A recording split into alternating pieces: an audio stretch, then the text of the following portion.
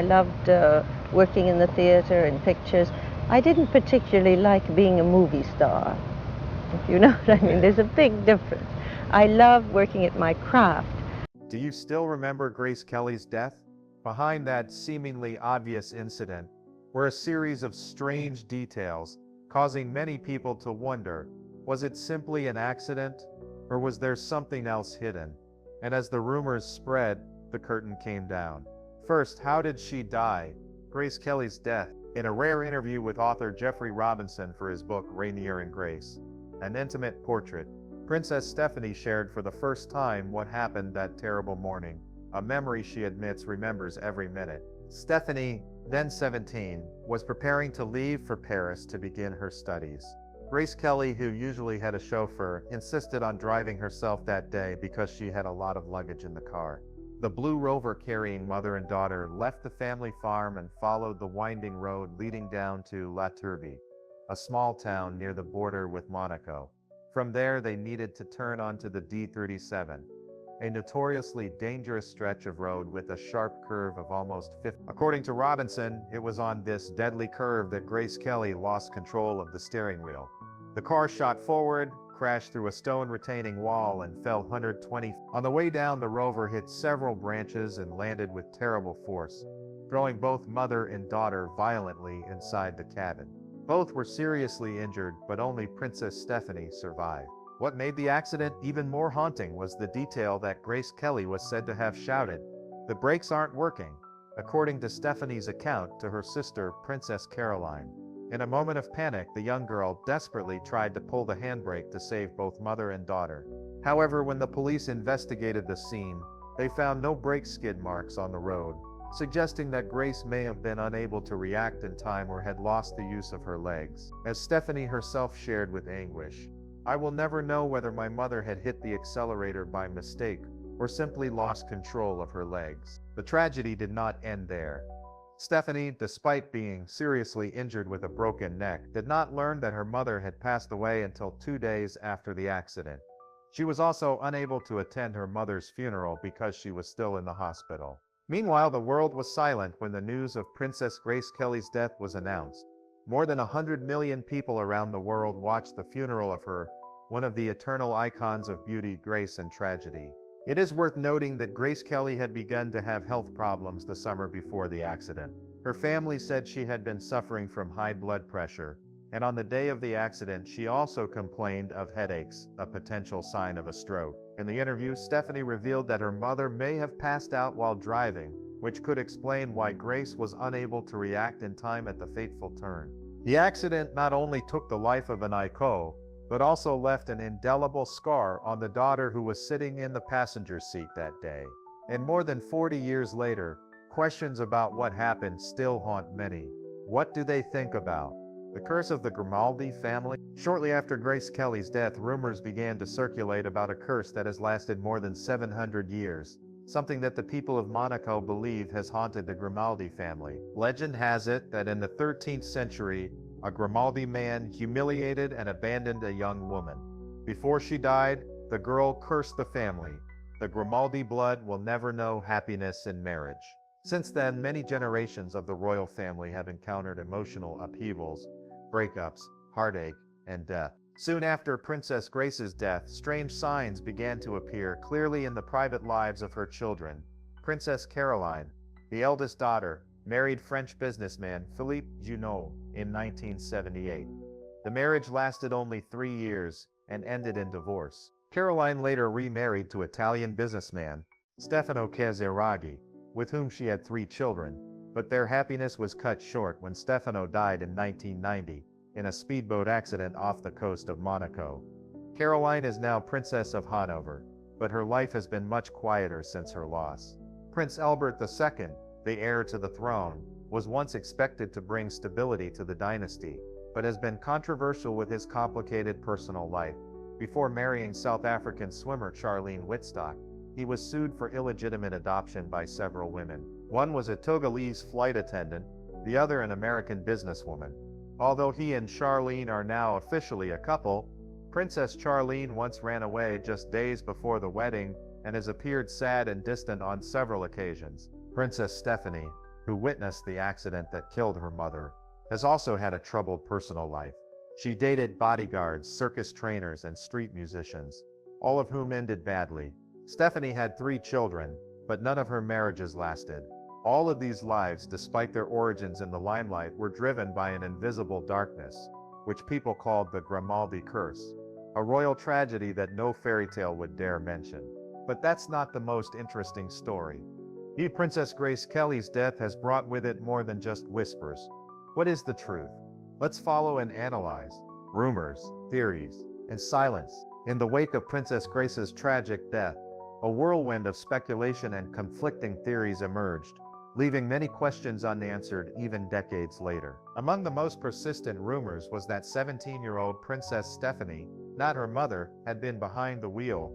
This speculation gained traction because Stephanie exited through the driver's side door after the crash. She finally addressed this rumor in 2002, stating firmly, "I was not driving, that's clear. The passenger door was completely smashed in. I got out on the only accessible side, the driver's." Furthermore, 2 eyewitnesses confirmed seeing Grace Kelly driving, contrary to claims made by resident Sesto Lippi, who reported seeing the girl in the front and the woman in the back. Stephanie recalled her mother screaming, "The brakes don't work. I can't stop."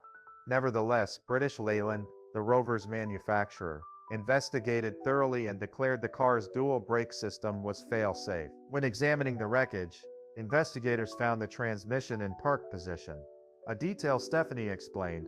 "I tried everything. I even pulled on the handbrake." The absence of skid marks on the road remains one of the case's most puzzling aspects. Initially, palace announcements suggested Princess Grace had only suffered broken bones. Remarkably, even palace staff were told to continue their vacations. Jean Duplay, a neurosurgeon from Nice, criticized this approach, telling the New York Times that the communiques were administrative ones, not medical bulletins. Some speculate this misrepresentation was aimed at deflecting attention from questions about who was driving or potential inadequacies in her medical care. The trauma of being present during her mother's fatal accident haunted Stephanie for years. "I remember every minute of what happened. I still can't travel on that road," she confessed in 19. The psychological burden intensified due to public speculation about her role. "I felt alone, as if people wondered why I survived." Stephanie later reflected, "People figured I must have caused it because she was too perfect to do something like that." Beyond the driving and brake failure theories, darker conspiracies emerged suggesting mafia involvement. Prince Rainier dismissed such notions. "I can't for a moment see why the mafia would want to kill her." Nonetheless, former French judge Jacques Bidalou spent years investigating, claiming, "I uncovered evidence suggesting that the mafia wanted Grace eliminated." Such theories persisted partly because no formal investigation was conducted into the accident's cause. But why did Grace Kelly drive herself that day, something she rarely did? What made a famously cautious princess choose to sit behind the wheel on that treacherous mountain road? The answer, seemingly simple, opened up a series of unexpected tragedies. Wrong decision. The circumstances that put Princess Grace behind the wheel on September 13, 1982, involved a series of unusual decisions and practical constraints that ultimately sealed her fate. Princess Grace rarely chose to drive herself around Monaco or the surrounding areas. According to multiple accounts, she disliked driving, particularly after being involved in another car accident in the night. Under normal circumstances, the princess preferred using a chauffeur for transportation, making her decision to drive on that fateful day all the more unusual. The 52-year-old princess was typically cautious about driving on Monaco's notoriously winding roads. The route from their country home at Roquejaul in France back to the palace in Monaco was particularly challenging. Steep descents and sharp turns that required careful navigation. Nevertheless, on this particular Monday morning, Grace Kelly made the uncharacteristic choice to take the wheel herself. The primary reason for Grace's unusual decision stemmed from a practical problem. That morning, their chauffeur had brought around the princess's 11-year-old Rover 3500, a car she but seldom drove personally. As mother and daughter prepared to leave, they encountered a significant space issue. The back seat of the Rover quickly filled with dresses, hat boxes, and luggage that Princess Stephanie had packed for her upcoming trip. By the time all the garments were loaded into the vehicle, the back seat was completely occupied, leaving no room for a third person. The chauffeur, recognizing the problem, offered a practical solution.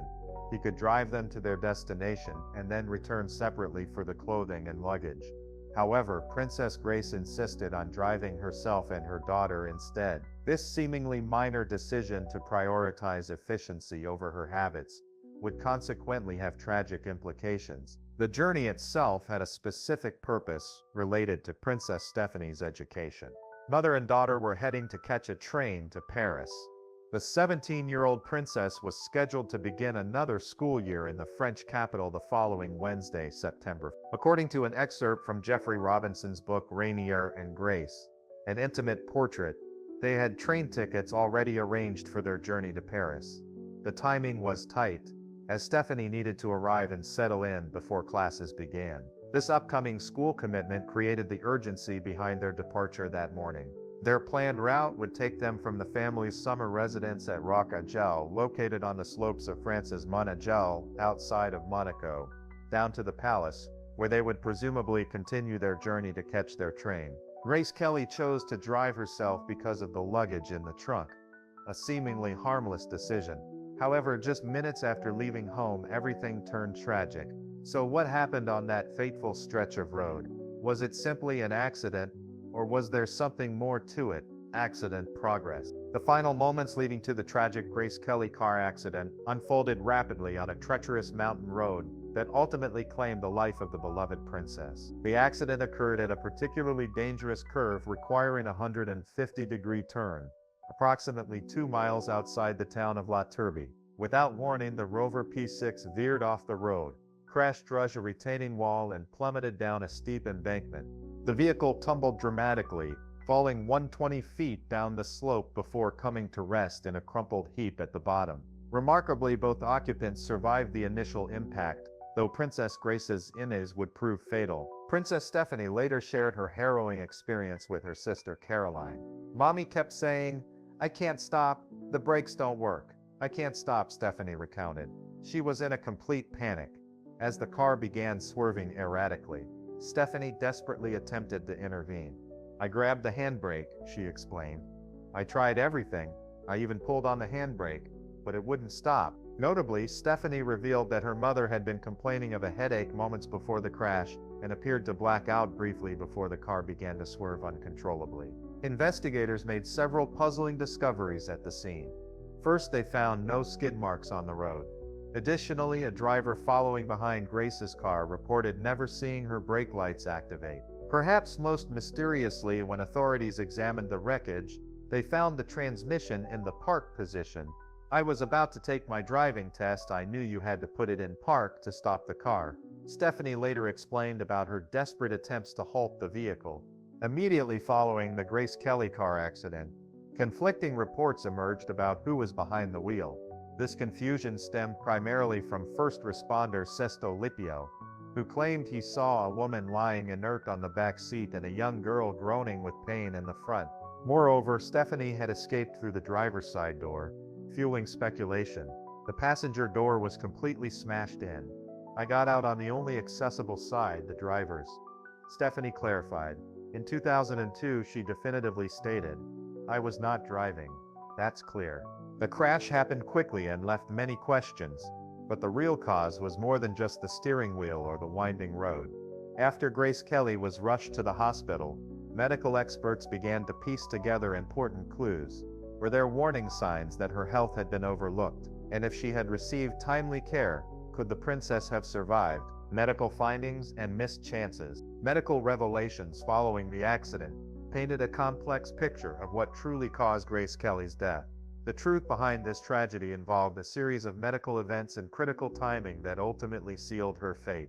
Days after the accident, doctors confirmed finding evidence that Princess Grace had suffered a cerebrovascular incident while driving.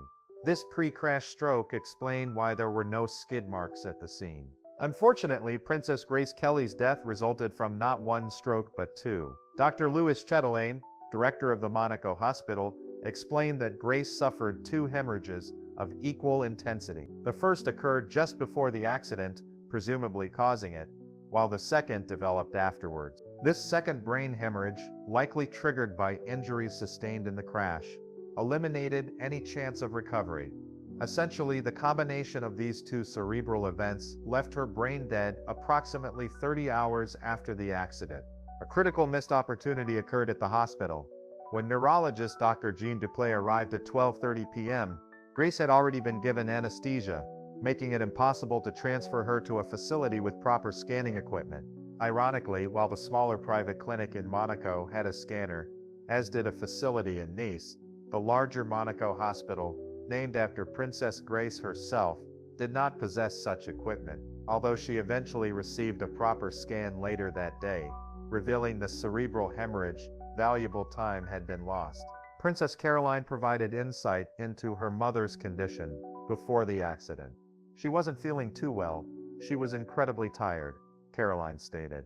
The summer had been exceptionally busy, leaving the 52-year-old princess exhausted.